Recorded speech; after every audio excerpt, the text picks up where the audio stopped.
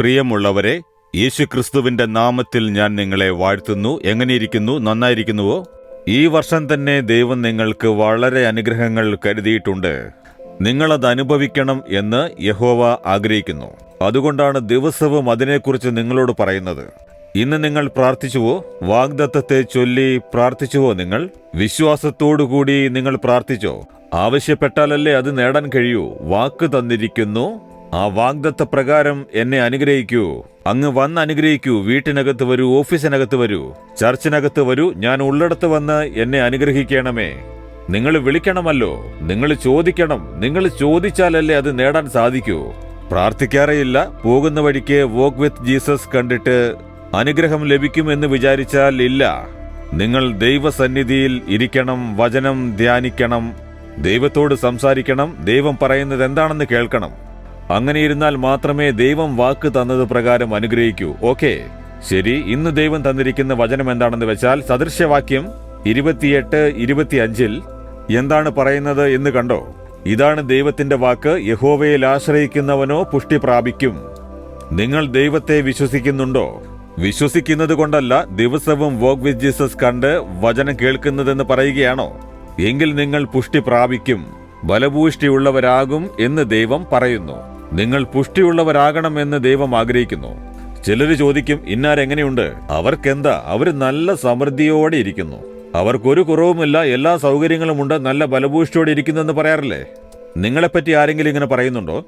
ഇവരെപ്പറ്റി എന്തു പറയാനാ? ഒരു അനുഗ്രഹവും കാണുന്നില്ല, ശപിക്കപ്പെട്ടവരായിരിക്കുന്നു എന്ന് പറയത്തക്ക വിധത്തിലാണോ ഉള്ളത്? ദൈവം നിങ്ങളെ അങ്ങനെ വെക്കാൻ ആഗ്രഹിക്കുന്നില്ല.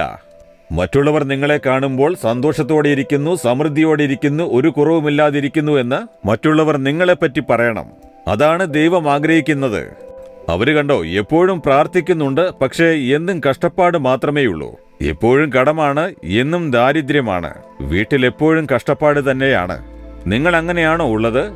അങ്ങനെ ഇരിക്കാൻ ദൈവത്തിന് ഇഷ്ടമല്ല. ഒരു കുടിലാണ് എങ്കിലും, ചെറിയ ഒരു വീടാണെങ്കിലും ആ സ്ഥലത്ത് ദൈവം എന്നെ നന്നായി വെച്ചിട്ടുണ്ട്, നല്ല ഭക്ഷണവും വസ്ത്രവും ആരോഗ്യവും ഒരു പ്രശ്നവുമില്ലാതെ വെച്ചിട്ടുണ്ട് എന്ന് പറയണം. അതാണ് ദൈവം ആഗ്രഹിക്കുന്നത്.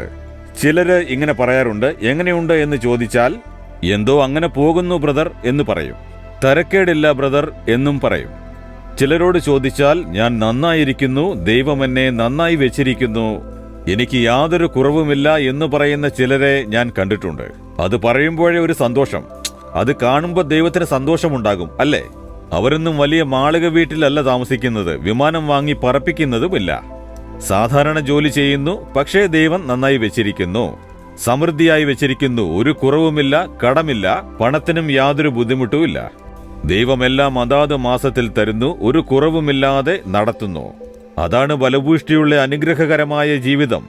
നിങ്ങൾ സ്വയം ഉയരാൻ ആഗ്രഹിച്ചുകൊണ്ട് കടം വാങ്ങി കടബാധ്യതയിലൊക്കെ പെട്ട് പിന്നീട് ദുഃഖിച്ചുകൊണ്ടിരുന്നിട്ട് എന്താണ് പ്രയോജനം? നിങ്ങൾ യഹോവയെ വിശ്വസിക്കണം. യഹോവയെ വിശ്വസിക്കുന്നവൻ പുഷ്ടി പ്രാപിക്കും. നിങ്ങൾ ആരെയാണ് വിശ്വസിക്കുന്നത്? നിങ്ങളെ വിശ്വസിക്കുന്നുണ്ടോ? ജോലിയെ വിശ്വസിക്കുന്നുണ്ടോ?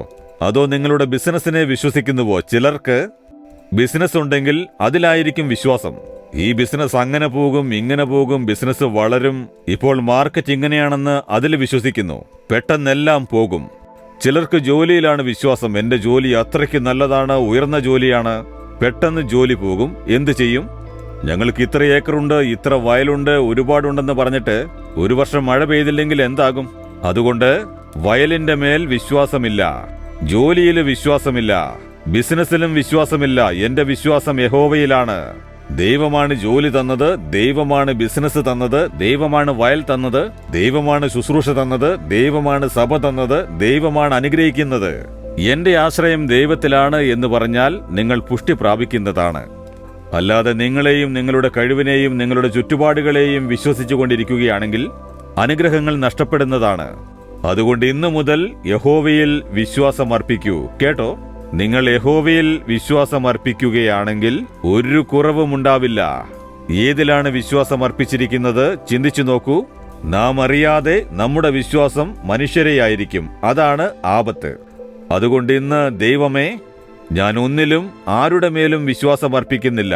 അങ്ങാണ് എന്റെ ഏക ആശ്രയം, നീയാണ് എന്റെ ജീവിതത്തിലെല്ലാം എന്നുറപ്പിക്കൂ. ഉടനെ വ്യത്യാസം കാണും. അതുകൊണ്ട് പറയുമോ, ദൈവത്തെ നോക്കി പറയുമ്പോൾ പല കാര്യങ്ങളും വിശ്വസിച്ച് നിങ്ങൾ വഞ്ചിക്കപ്പെട്ടിരിക്കുന്നു. പലതിലും വിശ്വസിച്ച് ഇപ്പോൾ കഷ്ടവും വേദനയും അനുഭവിച്ചുകൊണ്ടിരിക്കുന്നു. ഇന്നെങ്കിലും യഹോവയിൽ വിശ്വാസമർപ്പിക്കൂ. ദൈവമേ, നീയാണ് എന്റെ പ്രത്യാശ. നീ എനിക്കു വേണ്ടി കുരിശിൽ മരിച്ചുയർത്തെഴുന്നേറ്റിരിക്കുന്നു. ഞാൻ നിന്നെയും നിന്റെ ശക്തിയെയും സ്നേഹത്തെയും വിശ്വസിക്കുന്നു. നീ എല്ലാം നോക്കിക്കൊള്ളും. യേശുവിന്റെ നാമത്തിൽ ആമേൻ, ആമേൻ.